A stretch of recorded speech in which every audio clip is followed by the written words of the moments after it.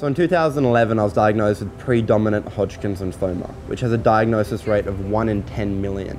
I was 13 years old. I was as fit and as healthy as I'd ever been. I had no side effects. But I found a lump about the size of 1.5 tennis balls in the upper left side of my groin. And then going through the next steps is I found out it was actually cancer, and I actually had cancer. Going through 3 rounds of chemotherapy and losing all my hair, not going to school for about 6 months, losing connection with a lot of people out of pride. I didn't want to open up, I was too proud. And the only true way that I made through this time was through open conversations, was through having people like Rob and like Ross, and the close friends I had who were willing to look through the crap, look through my pride, and look me in the eye and say, mate, I know something's up. Are you all right? You know, the people that Sam has found and worked with, talked with and chewed the fat with have been just wonderful. Andy took me aside one day and he said that in a very emotional conversation, he told me that Sam had some issues. This was a father asking for, I guess, more than help. This was a father who was asking for a connection between not only just he and I, but his son. Because I may or may not have said it, and a lot of people do, you know, that I wasn't okay. I may or may not have said that to anybody, and I really didn't. I looked at him one day and I said, listen, Sam, I know you're doing it tough, and I know you're struggling.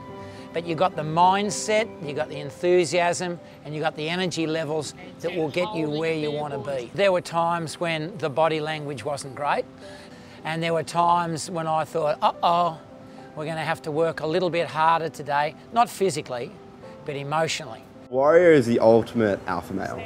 And what's funny about Rob is that at the same time, he's actually a really open individual.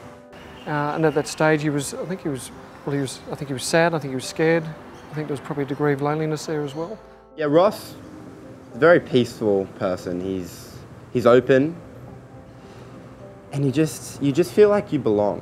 Whether or not your problem's big or small, he always treats you like it matters.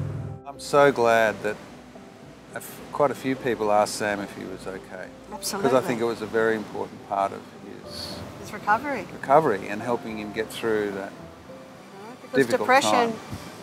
Is a very slippery slope.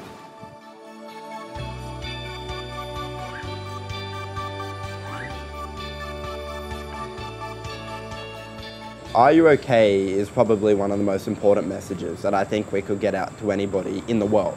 Sam approached me to come and help out with his event, and I was more than happy to come along. And so for me to do that event at school and get the whole school behind it and really push it and call up media and call whoever it was, it really wasn't a question as if, you know, if I would do it. It was a question of how good I would do it. Mental health traditionally was something that wasn't talked about, but now it's getting a lot more focus. But to have so many, 1,500 boys, they're celebrating it, it was fantastic. It had an energy, had a vibe, and it sets up for a new platform for people to work from. What was really good was that the staff felt liberated themselves to have these conversations, because so many members of our community have lost people to suicide. We had people from our maintenance staff, our ground staff, from all parts of the school come and say, can we participate?